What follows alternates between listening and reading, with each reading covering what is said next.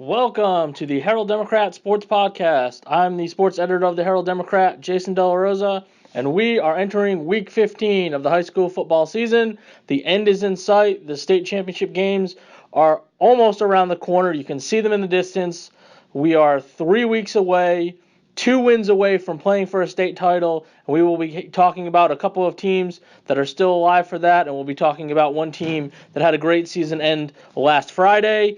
So here we are. We are in the region final, also known as the state quarterfinals, depending on how you want to classify it. We like to go with region final. And so this is we're getting to the cream of the crop, the best of the best.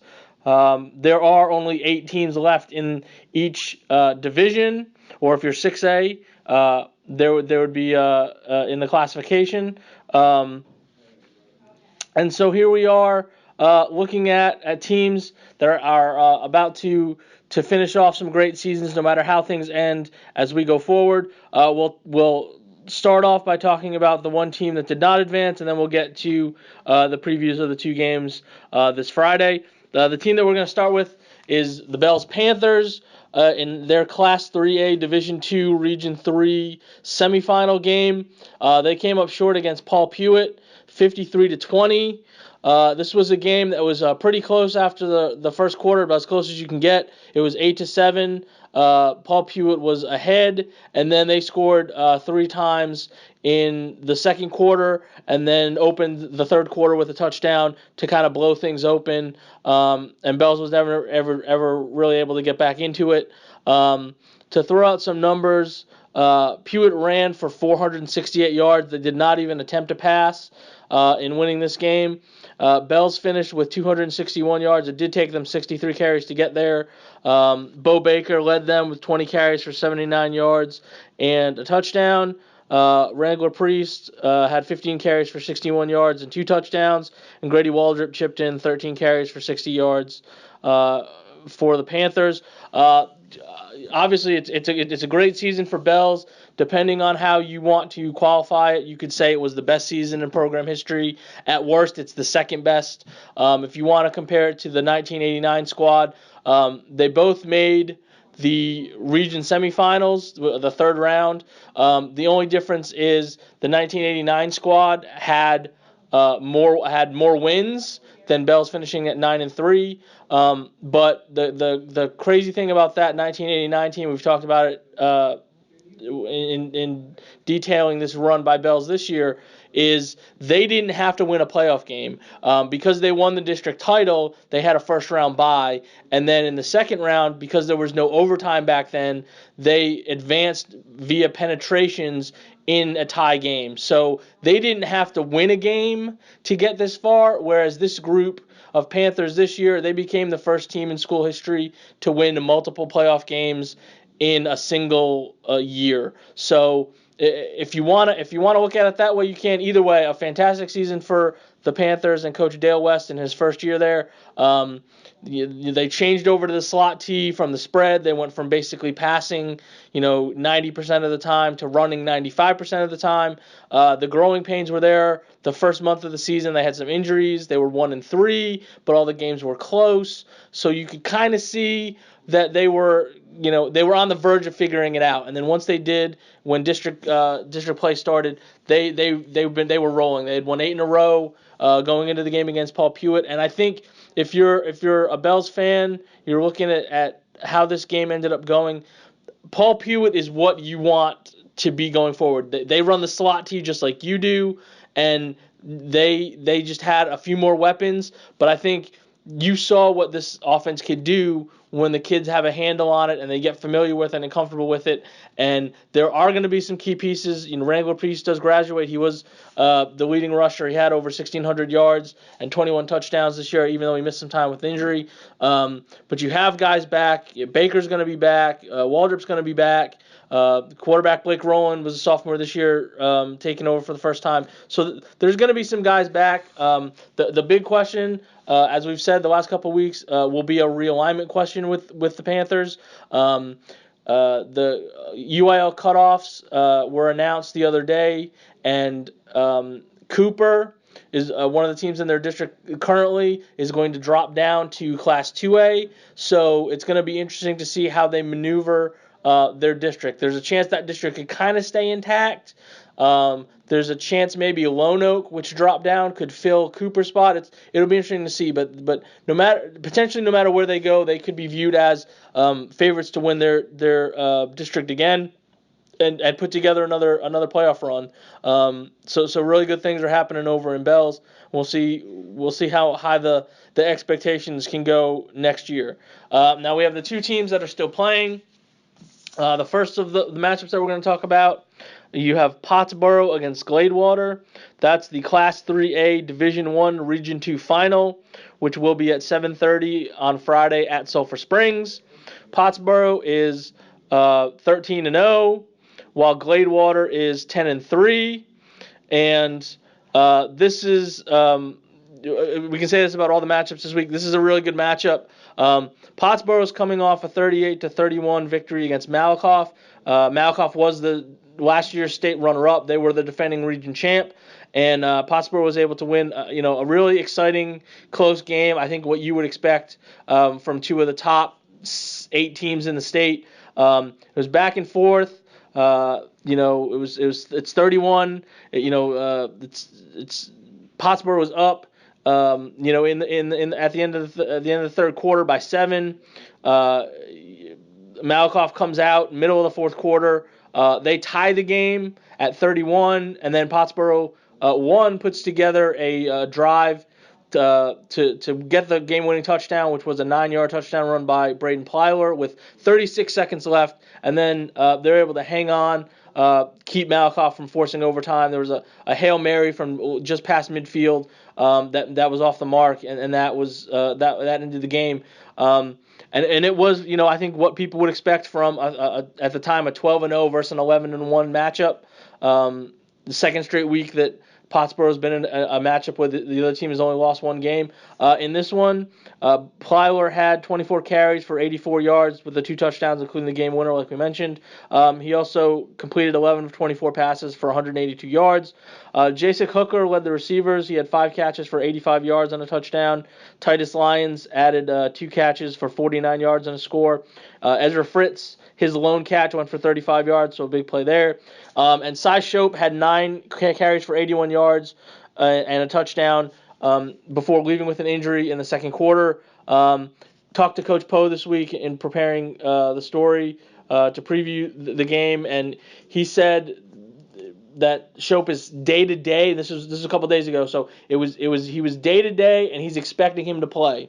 So that might be something to watch. I would assume he's at least going to try to go, and maybe they'll limit his touches, kind of use him depending on how things go. We figure they're probably going to need him because Gladewater's pretty good.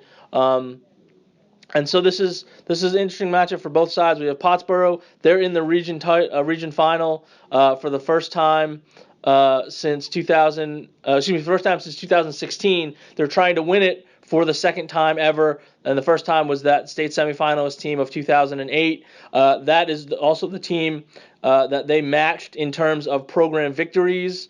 Pottsboro had never started 13, they never started 12-0. So the 13 wins this year matches the state semifinal team in 08. They went 13-2 in making the state semifinals.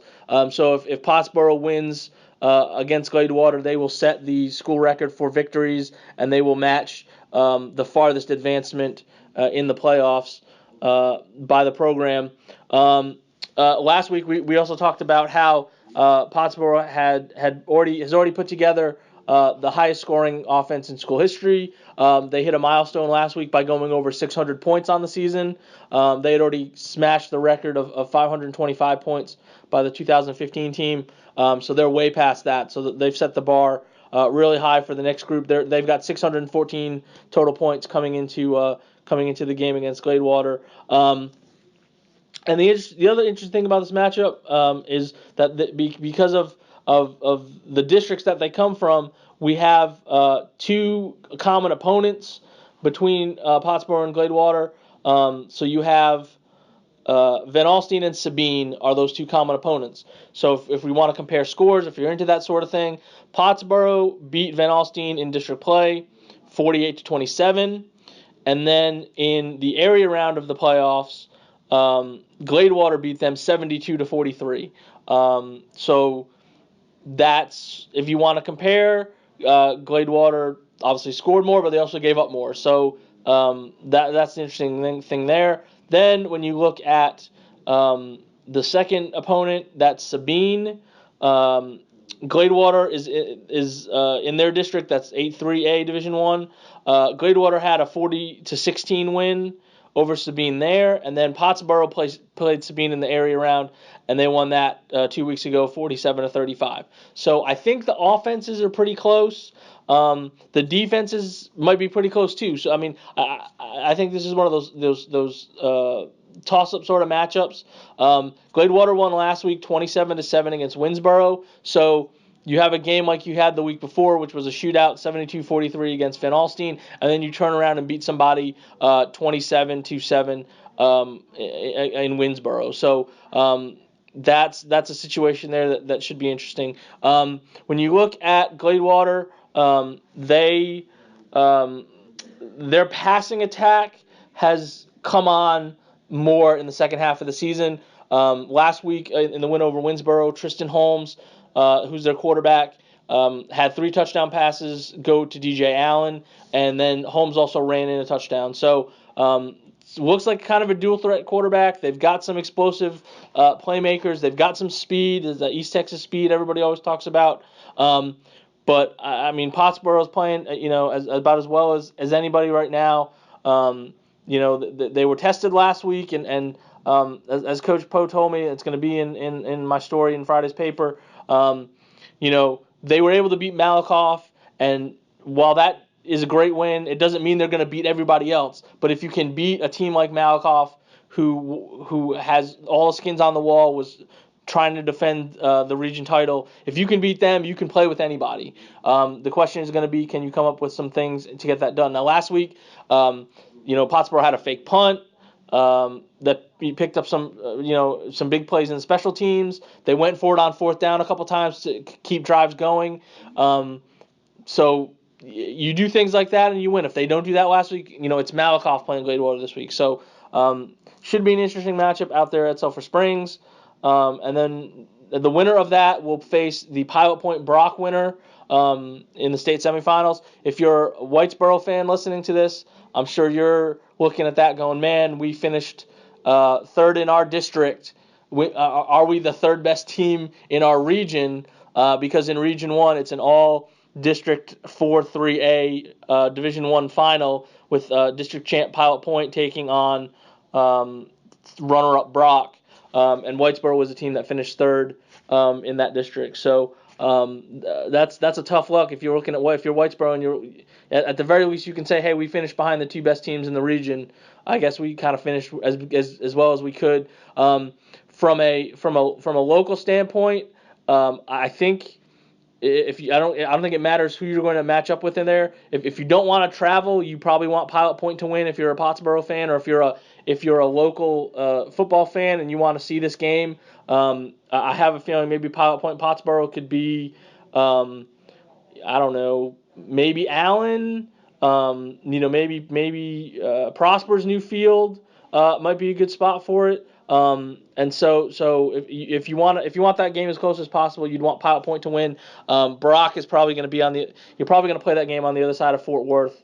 So if you don't want to travel next week, that's probably the rooting interest for you in that other region final to see who plays the winner of Pottsboro and Gladewater. The second team still alive probably is no surprise considering their recent history. We have Gunner against Holiday in the Class 3A Division 2 Region 2 final. This is at 7:30 on Friday in Wichita Falls. We have Gunner, who is 12-1, against Holiday, who is 10-3.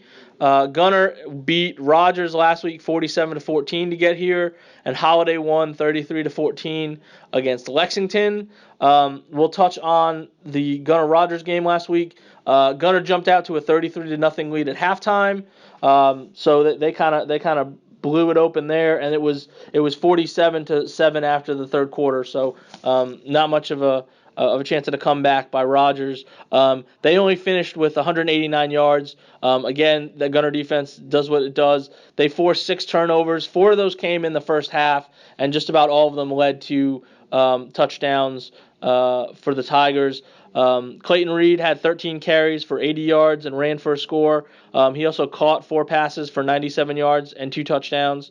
Bryson Rigsby added 13 carries for 75 yards and 2 touchdowns. Peyton Lowe had a 33-yard fumble return for a score. Hudson Graham had a short QB keeper near the goal line. And, Gunner, like I said, they opened that big lead, and they kind of rolled from there. The big thing about the Tigers, I don't know if we've really touched on this year, is they're just so balanced. They don't put up those gaudy numbers. They scored 47 points, and they only had 320 yards of offense. But their defense is so good, and they put themselves in short fields, getting turnovers. The special teams, punt and kick returns, they do a really good job with those. And then they just don't have that one guy that you go in and say, okay, we have to stop a Clayton Reed, or we have to stop a Bryson Rigsby, or we have to stop a Peyton Lowe, because every game it's a different guy will contribute in that way. And so it makes it really hard, I think, for defenses to kind of focus on one guy. You can't really do that and trying to take away what they like to do. They're just going to do it, and if it's one guy this week and it's not another guy, last week or 2 weeks ago, Peyton Lowe was the leading rusher, and then this week he gets 2 carries. So it just, you never really know with how they're going to handle things, and so that's just kind of how Gunner does what they do what they do, and they've been really successful at it these last 4 years. Unfortunately for Holiday, that is the case, and Holiday is probably not happy that they have to face Gunner again, because this is a rematch of last year's region final, and this is going to be the 5th time in 3 years that Gunner and Holiday have played each other. This is a rematch, obviously, from district play. Gunner has beaten them twice in district play. 3 years ago, they beat them in the region semifinals. I mentioned last year they won in the region final in a game that I believe was 27-6, and in district play earlier, Gunner won 20-7. So Holiday's really sick of facing Gunner, I'm sure. The interesting thing, obviously, was if it wasn't Holiday, it was going to be Lexington, and Gunner beat Lexington last year on the way to the region final. So either way, Gunner was going to face somebody that they knocked out last year. That's you don't want to say that's kind of standard when you have teams that are really good for long periods of time. They keep finishing in the same spot in the bracket, and then they keep meeting because they keep winning. So I would say the pressure's obviously on Gunner. They are the 3-time defending region champions. Nobody in the region has been able to solve them yet. Holiday's probably come the closest. Because the games that they've played, they've been able to kind of hold Gunner down. The problem is the Eagles can't score against Gunner. Like I said, this is the 5th time they've played. In the previous 4, 3 times Holiday scored in single digits, and the other time they scored 13. So their defense is really good, but their offense has not done anything against Gunner's defense. So that's obviously the first thing to watch. Can Holiday put together something offensively to pull this off, to get past Gunner? If they do, they'll be in the state semifinals for the first time since 1996. So that's obviously it's a huge deal for Holiday. Would be a massive win to get the monkey off their back. And defense is Holiday's calling card. Since they've played Gunner, Holiday has not allowed more than 14 points. So there's that.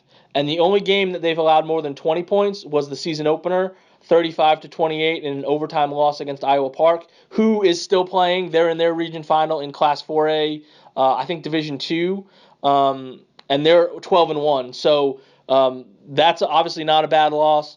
They lost to Gunner in district play, 20-7, and they lost by, I believe, it was 20-14 against City View, which is who Lexington beat in the area around. So all three of Holiday's losses were close and were against really good teams. So this is not Gunner knows what they're getting into in dealing with Holiday for sure. And since playing Gunner in this 7-game winning streak, they're also scoring points. I believe they've scored at least 33 points in 5 of those 7 games. Including last week. So they've kind of turned some things around. They were dealing with some injuries early on. The key name to watch for Holiday in this one is running back Tristan Boyd. He did not play in the first meeting against Gunner, and he's their leading rusher. He's averaging about 9.5 yards a carry. He's the main weapon that you're going to have to deal with. If you can handle him, then I think you're in really good shape. And since he didn't play in the first one, it's kind of tough to tell, how that's going to go. For those, I should have mentioned this probably off the top. The game is in Wichita Falls at Memorial Stadium. Initially, the game is going to be in Justin Northwest, and for some people who might wonder what happened, why they changed things, there is a UIL rule that when you do home and home in the playoffs, the team that wins the home and home in the first meeting, if there is a subsequent meeting the following year, regardless of what round it is, the team that was the visiting team the first time gets to pick where they want to play. And so last year they played at Denison, so kind of the home they call it home neutral. It wasn't an actual home game played at Gunner, but it was in close proximity to Gunner. So Holiday picked Wichita Falls as their site this week, even though both teams initially agreed to Justin Northwest. So that's why a little bit more of a road trip this week for the Tigers. This is just another continuation of this 4-year run that Gunner's on. They're trying to be 4-time region champs. 4th straight year with at least 12 wins. They've never done that in school history. Last week against Rogers was the 7th time this year Gunner scored at least 47 points. So there is that, and then obviously it was the 10th time in 13 games that Gunner did not allow more than 14 points. So basically, this is what they did against Rogers was their average score of a game. This year 47-14. So it'd be interesting to see if Holiday can grind it out the way that they have against Gunner. They've been able to keep 3 of the 4 games, relatively close, at least, compared to what some of the other opponents have done with Gunner. And if Gunner gets it done, the fun fact of that will be the winner of this game faces the Canadian Abernathy winner in the state semifinals over in Region 1. Canadian is much like Gunner. They are trying to go for their 4th straight region title, which means we could have a 4th meeting between Canadian and Gunner. As I'm sure you know, Gunner won the first 2 meetings, and then Canadian won last year, and then was the state runner-up to Newton after Gunner was the state runner-up to Newton in 2017. Newton is out of the bracket. They were beaten last week by Dangerfield, which, if you're a Gunner person, that's an interesting tidbit because you opened your season with a victory against Dangerfield. So if you're looking at the overall bracket, the 2-time defending champion is out, and I have a feeling that if next week is Gunner Canadian, the winner of that game is probably going to be viewed as the favorite going into the championship game. The other side of the bracket, I'm not sure about Region 4. I know East Bernard is still alive down there, who's been another constant during Gunner's deep runs. But the Region 3 final is Paul Pewitt against Dangerfield. And like I said, I've seen Paul Pewitt, and Gunner has seen Dangerfield. That's going to be a really interesting matchup in Region 3 to see who advances to the semifinals out of there. But I have a feeling that, Canadian, after Newton lost, Canadian is probably the favorite to win the whole thing since they were the state runner-up last year. And again, they're just kind of rolling out there in Region 1. And I think if Gunner gets there next week as well, the winner of that is probably going to be viewed as the favorite to win. Much like when Gunner won the state championship in 2016, the winner of, I think everybody went into that thinking the Canadian Gunner winner was probably going to win the whole thing, and that's what happened. Gunner won that matchup, and then the state championship game was not even close as Gunner took that title. So that would be an interesting matchup. I assume if that happens, haven't talked to Coach Frizzell about it, but they've played in Wichita Falls, they've played in Vernon.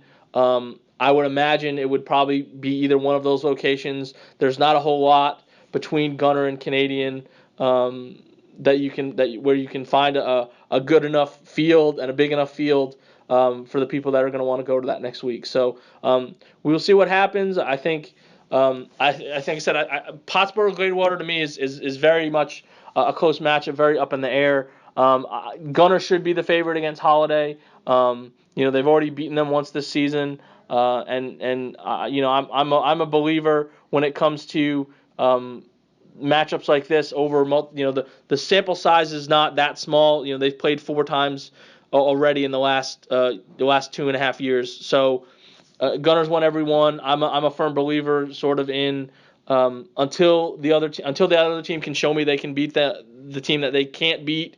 Gunner deserves to be the favorite for sure in that matchup. So we'll see if we have 2 teams left, 1 team left, or potentially no teams left. Either way, like I said last week, we are at the point where we are semi week to week on the podcast. We'll have one either way next week, and hopefully we'll be talking about some state semifinal matchups and potentially 2 local teams trying to earn a spot to play for a state championship at Cowboy Stadium.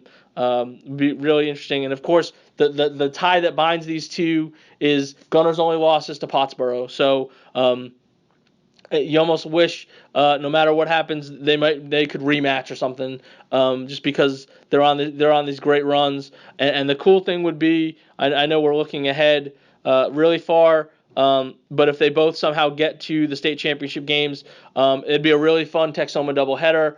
The first game is at 3 on that Thursday, and then the next game's at 7. So we could have a lot of people go out there, watch both games in the same day. Make a whole afternoon/evening out of it, and I think that'd be really cool. We haven't had a situation like that to have 2 teams potentially winning state championships on the same day in football. That'd be really neat to see. So we'll see what happens, and we'll check back next week, see who's still alive or if football season comes to an end.